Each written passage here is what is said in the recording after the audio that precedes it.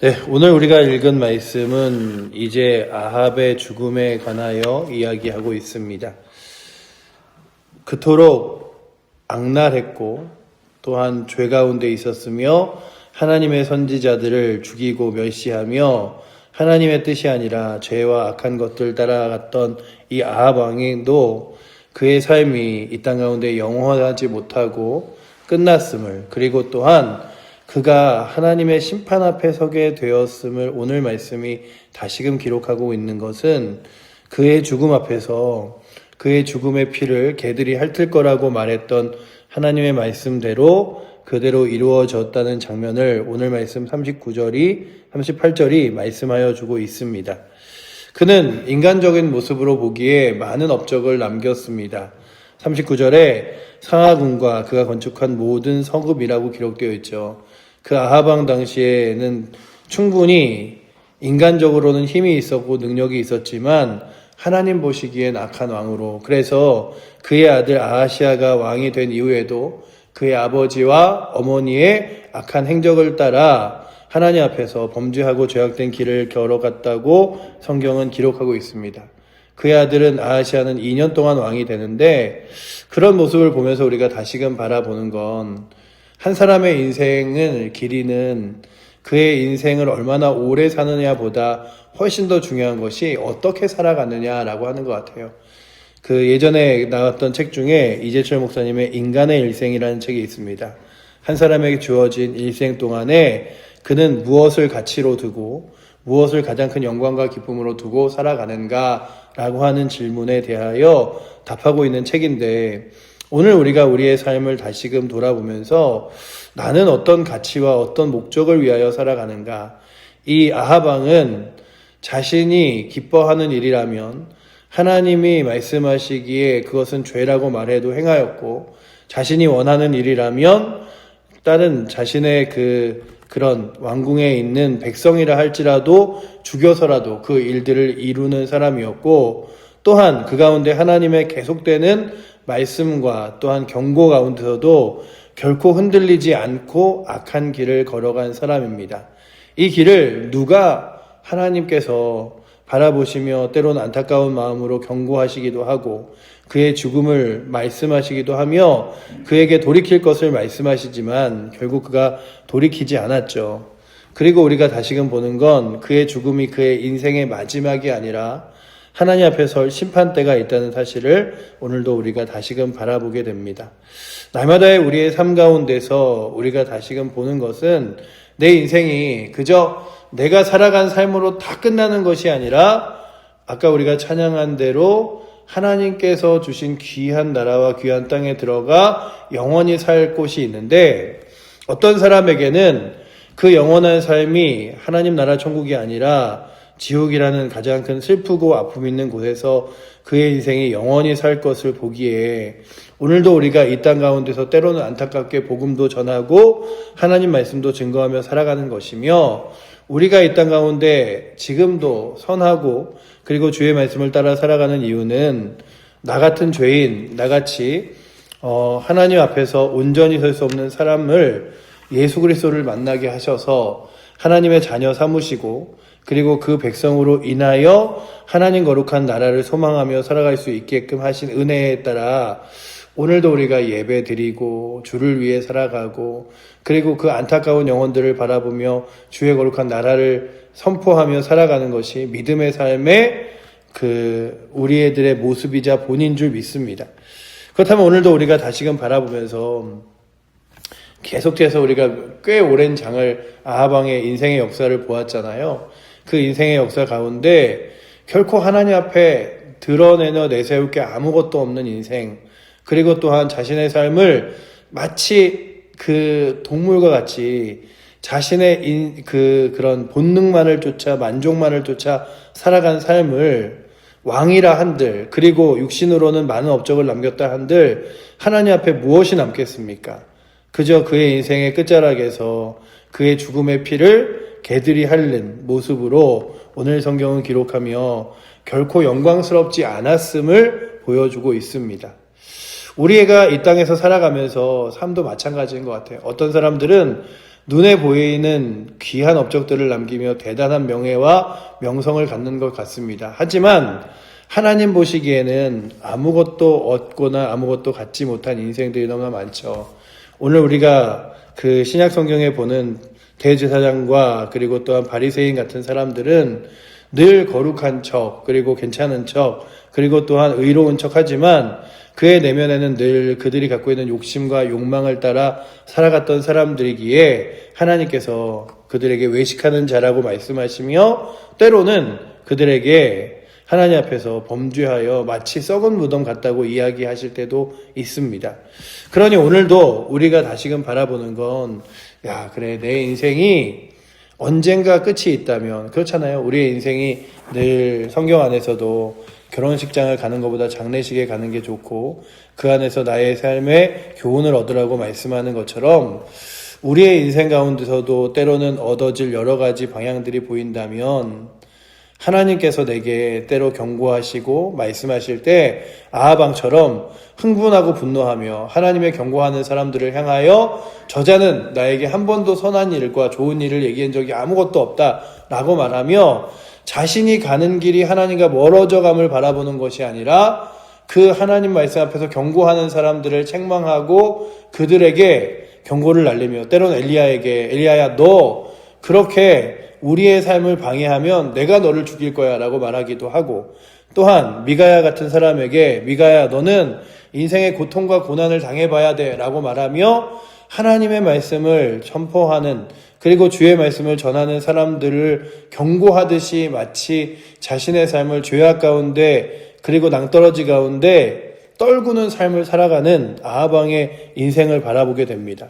그는 그의 인간적인 모습으로는 지혜로워 보였고 그는 마치 왕으로서의 권세로서는 뛰어나 보이며 상하로 궁을 쌓을 만큼 대단한 업적을 남겼지만 하나님 앞에 섰을 때 그가 남긴 업적 중에 아무것도 내세울 게 없었다는 사실이죠. 여러분들과 제가 오늘도 다시금 바라보는 건 내가 지금 하나님 앞에 가면 우리는 사실 하나님 앞에서 내세울 업적이라는 게 아무것도 없어요.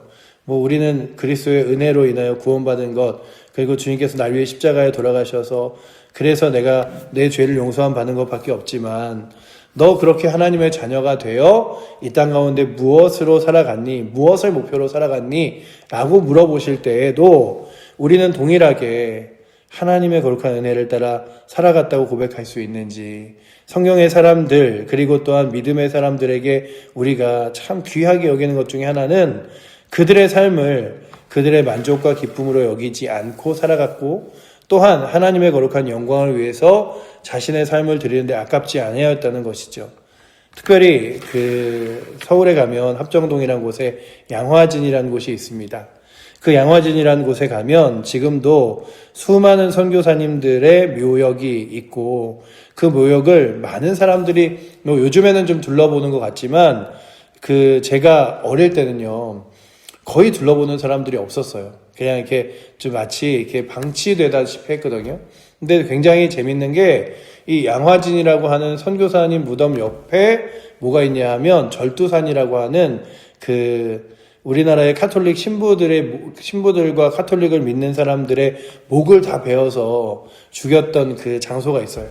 근데 그 장소들의 그 절두산은 거기에 성당도 예쁘게 져놓고 잔디밭도 만들어 놓고 굉장히 잘 가꾸었던 반면에 이 선교사님들의 무덤은 한참 동안 이렇게 방치되어 있다가 이재철 목사님이 100주년 기념교회를 그곳에서 하면서 그곳을 잘 다시금 가꾸고 해서 지금은 굉장히 사람들이 많이 찾아오는 곳이 되었긴 하지만 그 무덤 하나하나를 볼 때마다 참 이름 없이 빛도 없이 때로는 이 땅 가운데서 복음 하나 들고 대한민국에 와서 자신의 삶을 드렸던 선교사들의 모습을 바라보면서 느끼는 건 참 인생은 그저 내가 원하고 이끄는 대로 살아간다고 하나님이 칭찬하시는 게 아니라 하나님의 거룩한 영광과 그의 나라를 위해 살아가는 것들을 하나님이 끝까지 지켜봐 주시는구나. 아무도 알아봐 주지 않아도 하나님이 알아봐 주신다면 영광스러운 인생이고 모든 사람들이 박수쳐주는 인생 같지만 하나님이 보시기에 그의 삶을 안타깝게 여기면 그의 인생이 결코 온전하게 거르지 않았음을 바라보면서 느끼는 건 오늘도 이 사랑하는 이 예배에 나온 여러분들도 저도 하나님의 거룩한 영광을 위해서 살아갈 수 있는 은혜가 있기를 축원합니다. 내 만족과 내 기쁨이 아니라 우리가 수요일 날 저녁에도 같이 나눴지만 바울이 감옥에 갇혀서도 기뻐할 수 있었던 이유는 나의 삶을 통해서 하나님이 영광 받으시기 때문이다 라고 고백하며 자신의 삶을 사람의 눈으로 보기에는 어떻게 저렇게 안타깝게 복음이라는 거 전하다가 그냥 죽음을 얻게 됐을까라고 하죠.